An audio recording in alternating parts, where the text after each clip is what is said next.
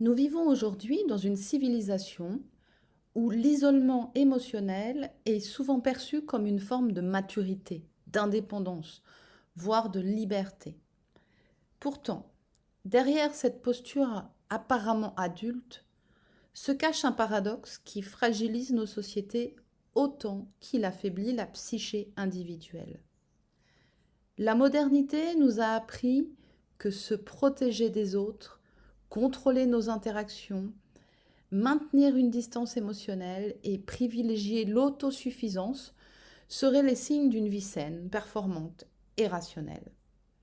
Mais lorsqu'on observe de plus près les trajectoires humaines, biologiques, culturelles, on voit plutôt un phénomène de rétraction, une perte de perméabilité relationnelle qui coupe l'individu de ses ressources les plus fondamentales, c'est-à-dire l'ancrage, la co-régulation, la présence corporelle et la profondeur du lien. Ce qui est présenté comme une évolution vers l'autonomie ressemble davantage à une amputation progressive de notre capacité à être affecté par le monde. On confond la solidité intérieure avec la carapace, la clarté des limites avec la muraille, la souveraineté avec l'insularité. Cette confusion n'est pas anodine.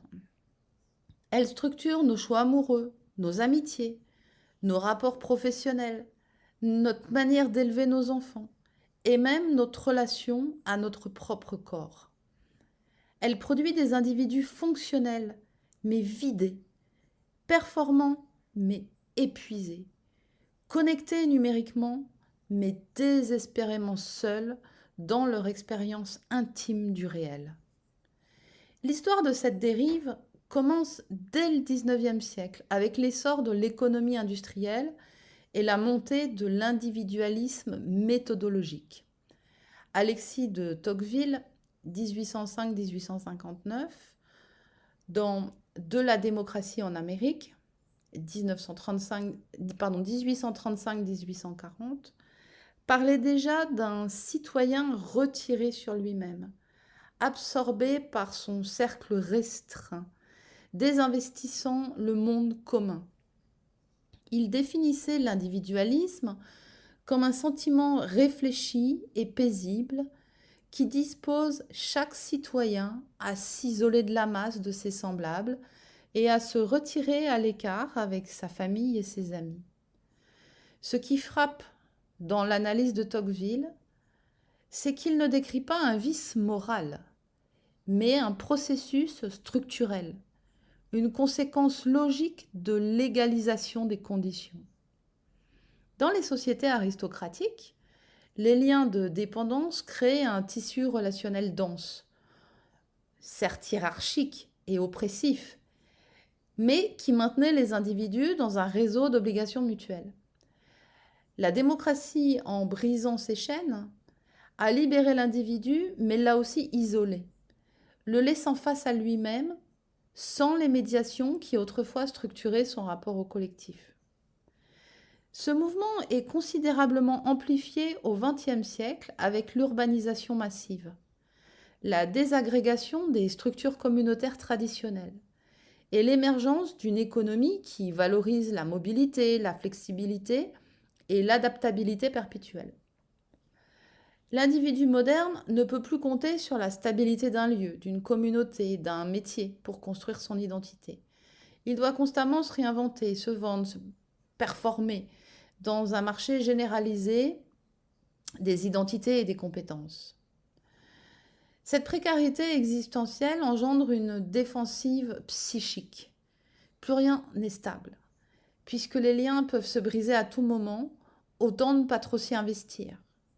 L'attachement devient un risque, la vulnérabilité une faiblesse, l'interdépendance une menace pour la survie. Plus tard, des auteurs comme Christopher Lasch, 1932-1894, ont montré que les sociétés modernes produisent des individus narcissiques, non pas par excès d'amour de soi, mais par manque de véritables relations, par déficit de miroir, par nécessité de se construire un faux self, adapté à la compétition permanente. Dans The Culture of Narcissism, en 1979, Lasch analyse cette dérive comme une pathologie sociale, où l'individu privé de liens authentiques se replie sur une image de soi fragile et défensive. Le narcissisme, dans cette lecture, n'est pas une inflation de l'ego, mais au contraire son effondrement. C'est une stratégie de survie dans un monde perçu comme hostile, imprévisible, où l'on ne peut compter sur personne. L'individu narcissique est obsédé par son image parce qu'il n'a plus de substance intérieure stable. Il cherche désespérément la validation externe parce qu'il ne peut plus générer de sentiment de valeur depuis l'intérieur. Il vit dans un présent perpétuel coupé du passé et du futur parce que la mémoire collective et le projet commun se sont désintégrés. Ce que Lasch identifie comme une acuité prophétique, c'est que cette structure psychique n'est pas une anomalie, mais le produit logique d'une société qui a détruit les conditions de la transmission intergénérationnelle, qui a marchandisé les relations, qui a transformé l'enfance en projet d'optimisation et qui a professionnalisé le soin au point d'exproprier les individus de leur capacité à prendre soin les uns des autres. Le narcissisme culturel est le symptôme d'une société qui a perdu sa capacité à produire des sujets autonomes parce qu'elle a détruit l'environnement relationnel dans lequel l'autonomie véritable peut se développer. Car l'autonomie, contrairement à ce que suggère l'étymologie, ne se construit jamais seule. Elle est le fruit d'une hétéronomie suffisamment bonne, d'une dépendance initiale suffisamment sécurisante pour permettre l'individuation. Dans cette lignée, le philosophe Byung-Chul Han analyse dans La Société de la fatigue, édition allemande 2010 et française 2014, la société de la performance comme une société où chacun devient son propre bourreau, enfermé dans une hyper-exigence qui rend la disponibilité relationnelle presque impossible. Anne montre avec une clarté décapante que nous sommes passés d'une société disciplinaire fondée sur l'interdiction et la contrainte externe à une société de la performance fondée sur l'injonction à pouvoir tout faire et l'auto-exploitation. Le sujet performant ne se heurte plus à des limites imposées de l'extérieur qu'il pourrait contester ou transgresser. Il intériorise la contrainte au point de ne plus pouvoir distinguer ce qui vient de lui et ce qui vient du système. Il croit se choisir alors qu'en fait il ne fait qu'obéir à des impératifs invisibles. Il croit être libre alors qu'il est l'esclave d'une liberté devenue contrainte. Cette mutation produit des pathologies spécifiques. Non plus la névrose classique, fruit du conflit entre désir et interdit, mais la dépression, l'épuisement, le burn-out, qui sont les maladies de l'excès de positivité, de l'hypersollicitation, de l'impossibilité à dire non. L'individu performant s'épuise, non pas parce qu'on lui en demande trop, mais parce qu'il s'en demande infiniment à lui-même. Il ne peut plus s'arrêter, ne peut plus contempler, ne peut plus être simplement présent, parce que toute pause est vécue comme une perte de productivité. Et cette frénésie, cette hyperactivité défensive, détruit toute capacité de relation authentique. On ne peut pas être disponible à l'autre quand on est constamment en train de se surveiller, de s'optimiser, de se comparer, de se juger. On ne peut pas écouter vraiment quand le cerveau calcule déjà la prochaine performance à accomplir. La psychologie moderne, en cherchant à libérer l'individu des liens pathologiques, a parfois renforcé cet isolement sans le vouloir. Les discours populaires autour des relations toxiques et du cut contact, de la nécessité de se protéger des énergies négatives, ont créé une culture de la rupture préventive, où l'on coupe plus vite qu'on ne répare, où l'on éloigne ce qui dérange au lieu de comprendre ce que cela révèle. Le vocabulaire thérapeutique lui-même trahit cette tendance. On parle de se débarrasser, d'éliminer, de bloquer, comme si les relations étaient des déchets toxiques dont il faudrait se protéger. On oublie que toute relation, même difficile, est aussi une occasion de se connaître, de découvrir ses zones d'ombre, de développer sa capacité à tenir la complexité et l'ambivalence. Certes, dans certaines situations, cela exige une mise à distance. Et il serait totalement absurde de nier l'existence de relations véritablement destructrices où la séparation est la seule issue saine. Mais la logique dominante est devenue tout ce qui me met face à mes zones d'ombre doit être évité. Cette posture transforme la thérapie en confort plutôt qu'en transformation. Elle cherche à éliminer l'inconfort plutôt qu'à le métaboliser. Elle vise l'apaisement immédiat plutôt que la maturation progressive. Une telle attitude fragilise les capacités d'évolution, de confrontation fertile et de maturité émotionnelle. Elle crée un faux sentiment de sécurité, un cocon qui ressemble à la liberté mais qui en fait en est l'inverse. Une fermeture, un durcissement, une perte de contact avec les variations du réel. Cette psychologisation de l'existence produit également une atomisation sociale pernicieuse, car chacun devient expert de son propre cas, diagnostique ses propres traumatismes, identifie ses déclencheurs, établit ses limites. Mais tout cela se fait dans une bulle solitaire où l'autre n'est plus un partenaire dans l'élaboration du sens, mais un danger potentiel à gérer. On ne se demande plus qu'est-ce que cette difficulté relationnelle révèle de moi ou de l'autre, mais comment puis-je me protéger de cette personne? Le vocabulaire de la protection remplace celui de la relation. On construit des murs là où il faudrait créer des portes, des ponts, des espaces de négociation. Alors à l'autre extrême, le New Age a véhiculé une idéologie où tout devrait être amour, lumière, acceptation inconditionnelle. Dans cette vision, les conflits seraient des illusions, les blessures des projections, et les autres un simple miroir de nos mémoires intérieures. Alors, ce récit peut temporairement apaiser, donner un sens, offrir une cohérence, mais il produit un effet secondaire majeur. Il dissout les frontières nécessaires à la santé psychique. L'individu se retrouve à tolérer l'intolérable, à internaliser la violence, à s'accuser d'avoir attiré des situations destructrices. Le discours New Age, sous couvert de responsabilité personnelle, bascule dans une culpabilisation perverse où la victime devient toujours complice, où la souffrance est toujours méritée, où l'agresseur est simplement un miroir de nos parts d'ombre.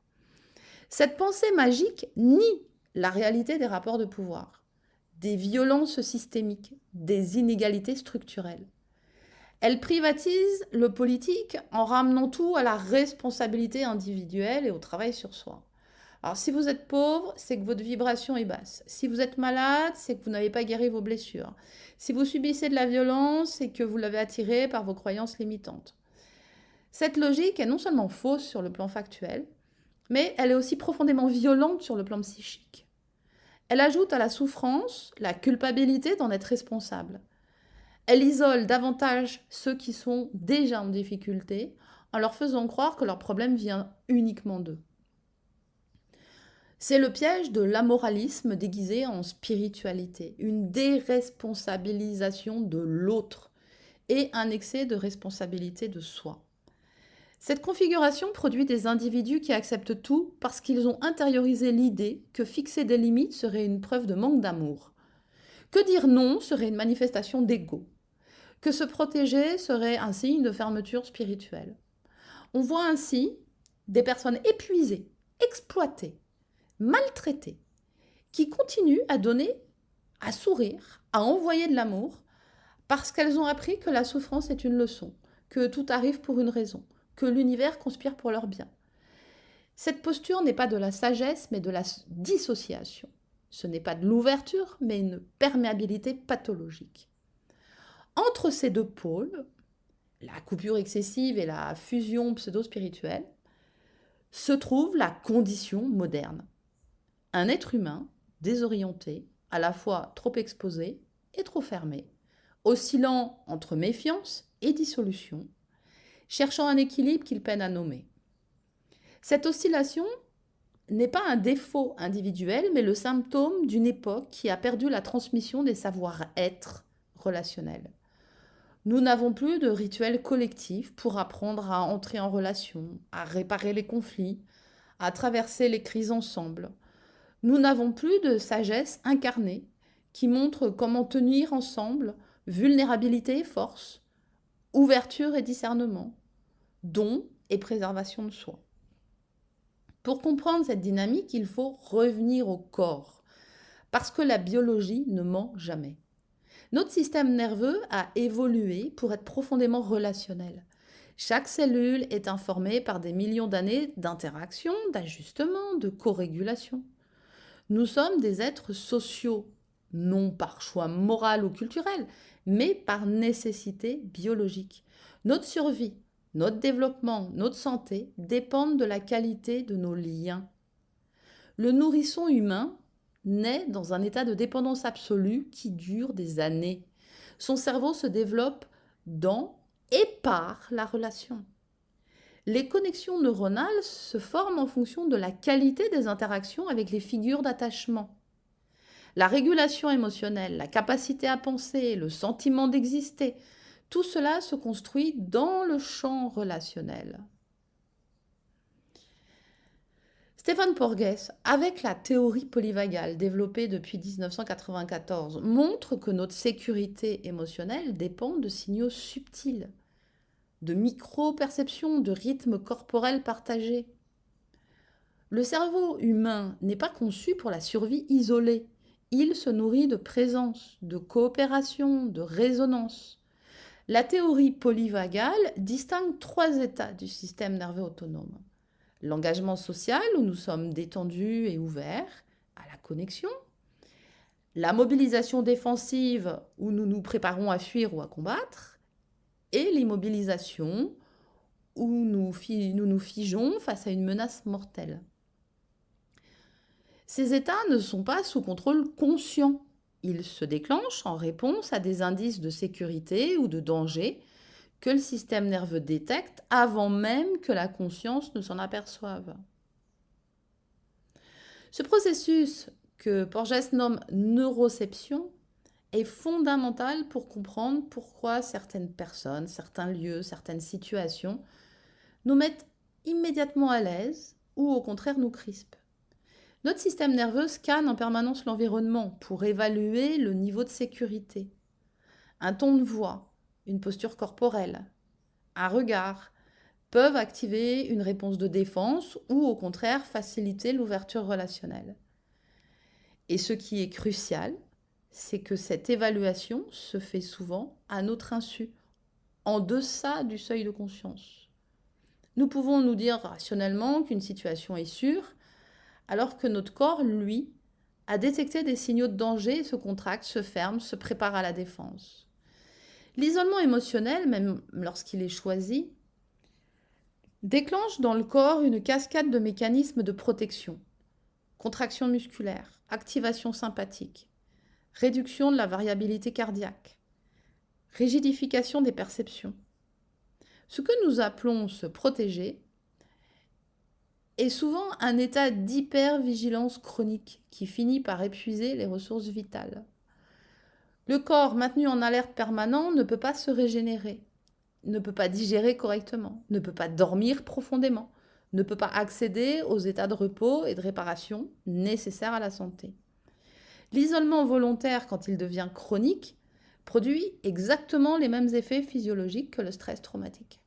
Inflammation, dysfonction immunitaire, troubles métaboliques, vieillissement accéléré. La fausse liberté naît ici, dans la confusion entre indépendance et déconnexion. Nous croyons être libres lorsque rien ne nous atteint. Nous pensons que l'invulnérabilité est une force, que l'imperméabilité est une protection. Mais un être humain que plus rien n'atteint n'est pas libre. Il est figé, blindé, coupé de sa sensibilité, devenu imperméable au monde. Il a sacrifié sa capacité à ressentir pour éviter la douleur. Mais, en ce faisant, il s'est aussi privé de la capacité à éprouver la joie, l'émerveillement, l'amour, la gratitude. Car on ne peut pas fermer sélectivement. Le blindage émotionnel ne distingue pas entre émotions agréables et désagréables. Il engourdit tout. Il crée une vie en grisaille, fonctionnelle, mais sans saveur, sécurisée, mais sans élan. La véritable liberté implique une capacité à être touché sans être détruit, à être ouvert sans être envahi, à ressentir sans être submergé. Elle demande une architecture intérieure que peu ont appris à construire. Cette architecture ne se bâtit pas dans l'isolement, mais dans une relation suffisamment sécurisante pour permettre l'exploration des zones vulnérables.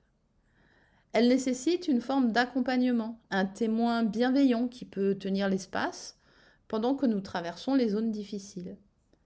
Elle exige un entraînement, une pratique régulière de l'attention à soi, de l'écoute des signaux corporels, de la reconnaissance des patterns réactifs. C'est là qu'intervient la notion de perméabilité consciente. Elle n'est ni une exposition naïve, ni une fermeture défensive.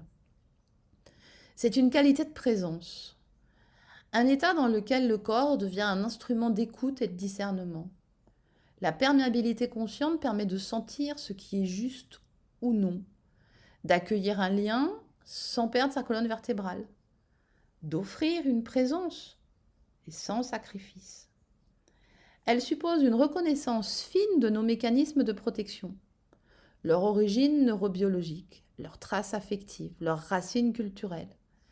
C'est une capacité sophistiquée qui se développe progressivement, non par un effort de volonté, mais par un apprentissage corporel, une rééducation sensorielle, une réhabilitation de la confiance dans nos perceptions subtiles.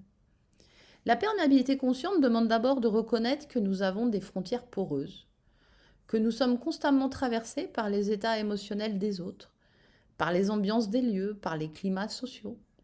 Nier cette porosité ne la fait pas disparaître. Cela nous rend simplement aveugles à ce qui nous traverse et nous influence. Reconnaître cette perméabilité naturelle, c'est se donner la possibilité de la moduler consciemment, de choisir ce qu'on laisse entrer et ce qu'on transforme avant de l'intégrer. C'est comme avoir une mémoire intelligente plutôt qu'un mur ou une passoire. La membrane laisse passer certaines choses et en retient d'autres. Elle filtre, elle sélectionne, elle régule les échanges selon les besoins de l'organisme. Comme notre peau, elle implique un retour vers soi, un dialogue avec la matière vivante que nous sommes, nos cellules, nos fascias, nos mémoires corporelles, afin de reconstruire un territoire intérieur solide, respirant, évolutif. Ce territoire ne se construit pas une fois pour toutes, il se maintient par une pratique quotidienne d'attention, de présence, de dialogue intérieur. Il demande de réapprendre à habiter le corps plutôt que de le traiter comme un véhicule ou un instrument. Il nécessite de retrouver le sens de l'intimité avec soi-même, cette capacité à se sentir de l'intérieur, à percevoir les micro-mouvements énergétiques, à distinguer ce qui vient de soi et ce qui vient d'ailleurs. Reprendre cette intimité avec soi est à la fois un geste politique, psychique et spirituel. Politique car l'individu affaibli, isolé, fragmenté est plus facilement manipulable, comme le montrent de nombreux travaux en sociologie critique. Un individu coupé de son ressenti corporel, incapable de discerner ses besoins réels de ceux de la publicité, dépendant de validation externe pour savoir ce qu'il pense et ressent, devient une proie facile pour toutes les formes de contrôle social. La tyrannie moderne ne s'exerce pas principalement par la force brute, mais par la production de subjectivité conforme, par la colonisation de l'intériorité, par la fabrication de désirs standardisés. Reprendre contact avec soi, c'est se réapproprier une forme de souveraineté intérieure qui résiste à cette colonisation. Psychique, car c'est la seule manière de transformer durablement les schémas relationnels imposés par notre histoire personnelle. Les traumatismes, les conditionnements, les patterns répétitifs ne se dissolvent pas par la seule compréhension intellectuelle. Ils sont inscrits dans la chair, dans le système nerveux, dans les mémoires cellulaires. Leur transformation nécessite un travail corporel, une rééducation somatique, une reprogrammation progressive des réponses automatiques. C'est un travail patient qui ne peut se faire dans la précipitation ni dans la violence contre soi. Il demande de la douceur, de la constance et de l'accompagnement. Et spirituel, car sans ce retour au centre, la conscience reste dispersée, volatile, incapable de percevoir sa propre puissance créatrice. La spiritualité authentique ne commence pas dans des pratiques exotiques ou des états de conscience altérés, mais dans cette capacité élémentaire à être présent à soi-même, à ressentir ce qui est, à accepter ce qui vient, sans immédiatement chercher à le modifier. Cette présence simple est déjà une forme de méditation, déjà une ouverture à une dimension plus vaste de l'existence. Elle permet de sortir du pilotage automatique, de la réactivité compulsive, pour accéder à un espace de choix véritable. Dans cette perspective, la relation devient un espace d'évolution plutôt qu'un champ de bataille ou une arène sacrée. Elle cesse d'être un rapport de force ou une fusion mystique. Elle devient un partenariat d'être à être, où chacun garde sa forme, tout en laissant circuler l'intelligence vivante qui émerge de la rencontre. C'est ce que j'appelle une architecture relationnelle antifragile. Un lien capable de traverser les tensions, de révéler les ombres, de soutenir la croissance, de régénérer l'élan vital. L'antifragilité, concept développé par Nassim Nicolas Taleb, désigne ce qui devient plus fort sous l'effet du stress, de la volatilité, du désordre, à l'opposé du fragile qui se brise et du robuste qui résiste. L'antifragile tire bénéfice de l'adversité. Une relation antifragile n'est pas une relation sans conflit ou sans difficulté. C'est une relation qui utilise les conflits pour approfondir la compréhension mutuelle, qui transforme les crises en opportunités de croissance, qui métabolise les tensions en plus grande intimité. Elle ne cherche pas la stabilité morte, mais un équilibre dynamique. Elle accepte les phases de chaos comme nécessaires à l'évolution. Elle ne fuit pas l'inconfort, mais le reconnaît comme le signe qu'un processus de transformation est en cours. Cette qualité relationnelle ne s'improvise pas. Elle se cultive à travers une pratique délibérée de la communication authentique, de l'écoute profonde, de la régulation émotionnelle partagée. Et c'est précisément ce chemin que je propose à travers Libre-Essence et Corpoream. Non pas une méthode de contrôle ou un ensemble de techniques déconnectées, mais un processus d'incarnation qui remet le corps, la psyché et la conscience dans leur juste relation. Un travail qui enseigne comment reconnecter l'intelligence cellulaire, réactiver la fluidité émotionnelle, retrouver une posture intérieure stable et ouverte. Un travail qui ne vise pas l'isolement protecteur ni l'abandon fusionnel, mais une souveraineté vivante, relationnelle, créative. Une souveraineté qui se construit dans le corps, se clarifie dans la conscience pour se déployer dans le monde. Ce processus passe par plusieurs étapes essentielles. D'abord, apprendre à ressentir à nouveau, à percevoir les signaux subtils du corps, à distinguer les différentes qualités d'émotion, à reconnaître les patterns de tension et de relâchement. Ensuite, développer la capacité de régulation, c'est-à-dire pouvoir moduler l'intensité émotionnelle sans la supprimer, ni s'y identifier complètement. Puis, reconstruire un sens des limites qui soit à la fois ferme et flexible, capable de dire oui et non selon ce qui est juste dans le moment. Enfin, cultiver la capacité relationnelle, c'est-à-dire pouvoir être authentiquement présent à l'autre, tout en restant centré en soi. Car la véritable liberté n'est pas une forteresse, c'est une respiration. Elle se manifeste dans cette capacité à inspirer, à expirer, à s'ouvrir, à se fermer, à donner, à recevoir, à s'engager et à se retirer, selon les besoins du moment. Elle n'est donc pas un état fixe, mais un mouvement vivant, une pulsation organique, qui répond aux variations de l'environnement, tout en maintenant une cohérence intérieure. Elle est la danse subtile entre autonomie et relation, entre soi et l'autre, entre intérieur et extérieur. C'est cela, l'art de vivre pleinement humain dans un monde qui nous pousse sans cesse vers l'un ou l'autre extrême.